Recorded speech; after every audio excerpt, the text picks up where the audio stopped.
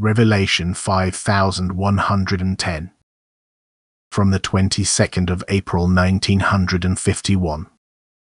Immense storm. Sleep of death. Forces of nature.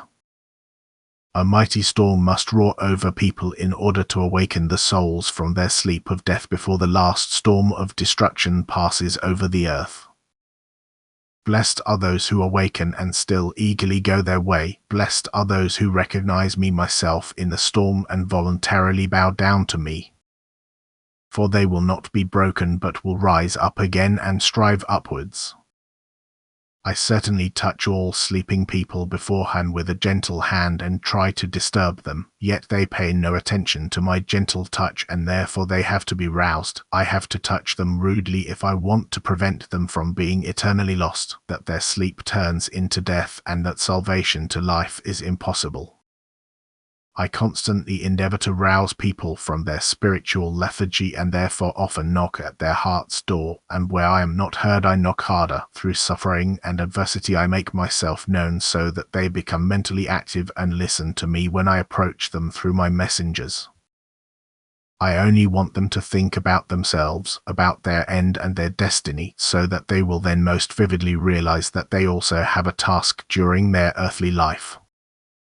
Even the thought of this can make them energetic, for it can determine the will to start the soul's work as soon as it has recognized that this is its actual earthly task. They should only awaken. For then they will also look around them with clear-sightedness and discover faults and shortcomings everywhere, and they will take action to eliminate them. But as soon as the mighty storm rises over the earth, even the dullest sleeper will awaken but first take a long look around to see what has disturbed him from his sleep. He will then not have much time left for his work, especially if he is tardy.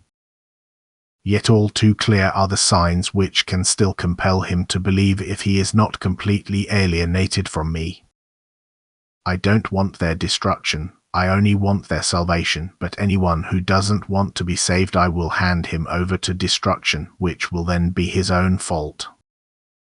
My messengers of love and sending call beforehand with a bright voice to those who are asleep. Prepare yourselves for the coming of the Lord. Open the door of your heart to him and let him enter. Ask him for strength and grace so that he may have mercy on you, and open yourselves to his influx through his Spirit. Yet only a few follow their advice, only a few take their words seriously and expect me and also the end, only a few listen to me when I myself speak to them through these messengers. And these will also recognize the signs of the storm and prepare themselves for it by calling upon me as their Father for protection and shelter in the coming adversity, by commending themselves to me and my grace, and can now also be without worry that I will forget them.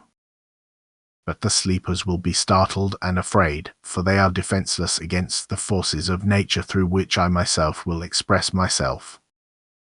And my voice will sound loud and threatening and make all people sit up and take notice. It will point to the near end which is foretold in the same way as the coming natural event and will likewise come to pass when it is time. Amen.